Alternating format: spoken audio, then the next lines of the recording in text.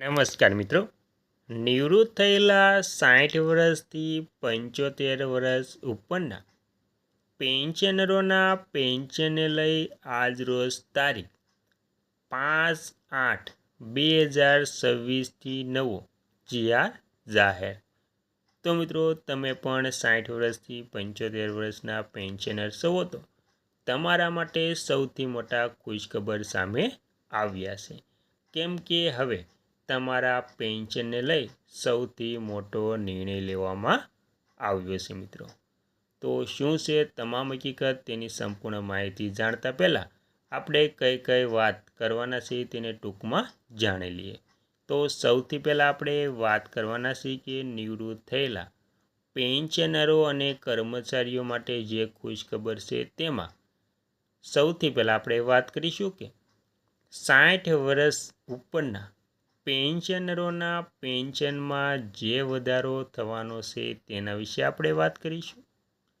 ત્યારબાદ મિત્રો વાત કરીશું કે પેન્શનરોને મળતા મેડિકલ એલાઉન્સમાં જે વધારો થયો છે તેના વિશે।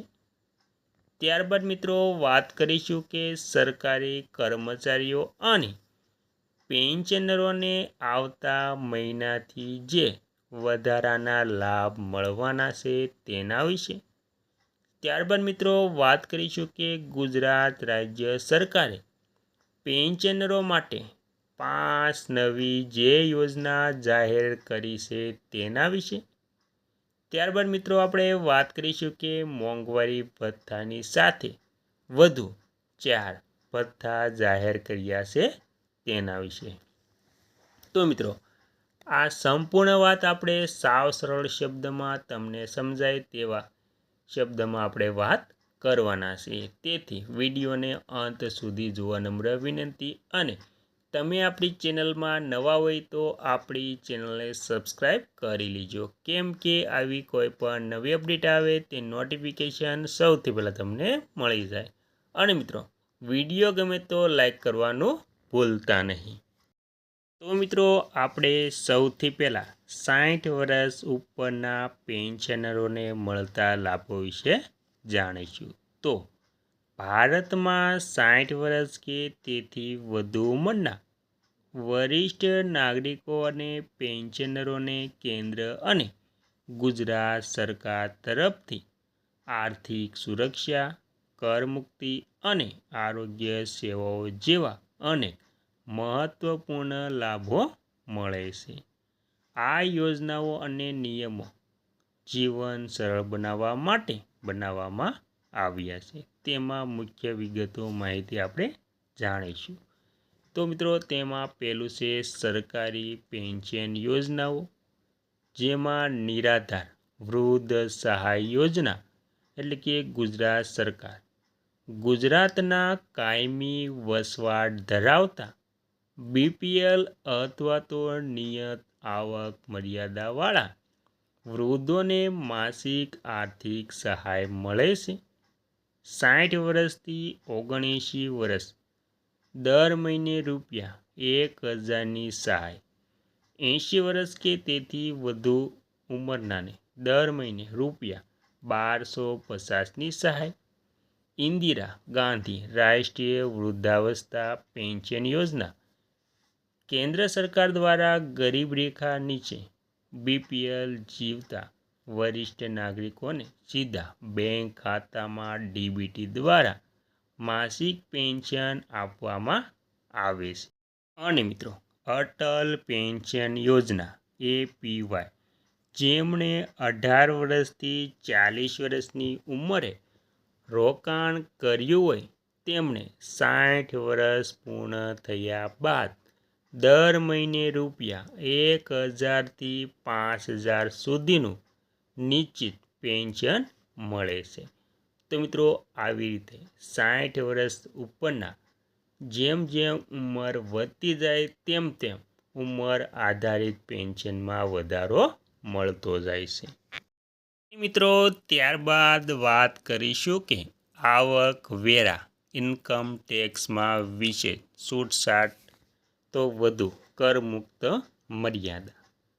સામાન્ય નાગરિકો માટે ₹3,00,000ની સામે 60 વર્ષથી વધુ ઉંમરના વરિષ્ઠ નાગરિકોને જૂની ટેક્સ વ્યવસ્થા હેઠળ ₹3,00,000 સુધીની આવક પર કોઈ ટેક્સ લાગતો નથી. અને મિત્રો, બેંક વ્યાજ પર કપાત.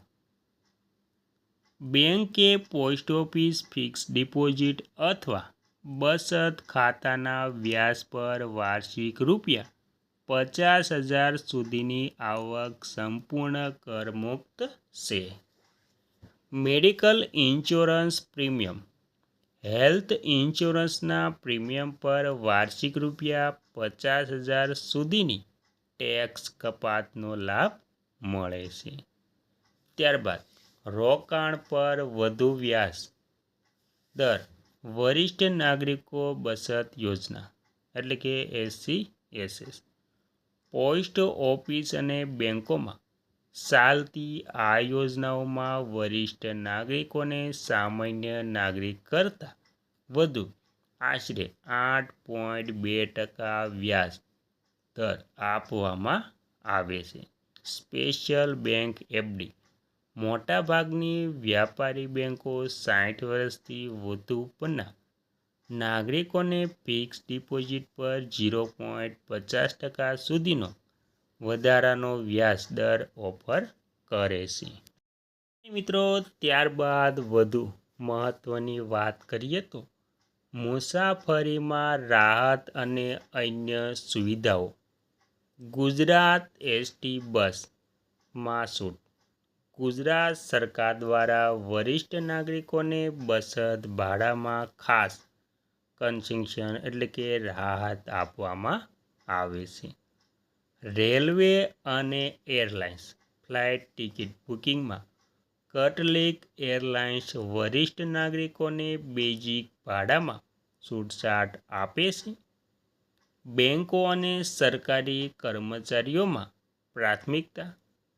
કોઈપણ સરકારી કચેરી કે બેંકમાં વરિષ્ઠ નાગરિકો માટે અલગ લાઇન અને વહેલી કામગીરીની વ્યવસ્થા હોય છે. 5. જરૂરી દસ્તાવેજો અરજી કરવા માટે. જો તમે સરકારી પેન્શન યોજનાનો લાભ લેવા માંગતા હોય તો આ પ્રમાણે તમારે દસ્તાવેજો આપવા પડશે. તેમાં આધાર કાર્ડ અને રેશન કાર્ડ, ઉંમરનો પુરાવો, જન્મ પ્રમાણપત્ર અથવા તો લિવિંગ સર્ટિફિકેટ, આવકનો દાખલો, મામલતદાર કે સક્ષમ અધિકારીનો બેંક પાસબુકની નકલ, પેન્શન જમા થવા માટે પાસપોર્ટ સાઇઝના ફોટોગ્રાફ.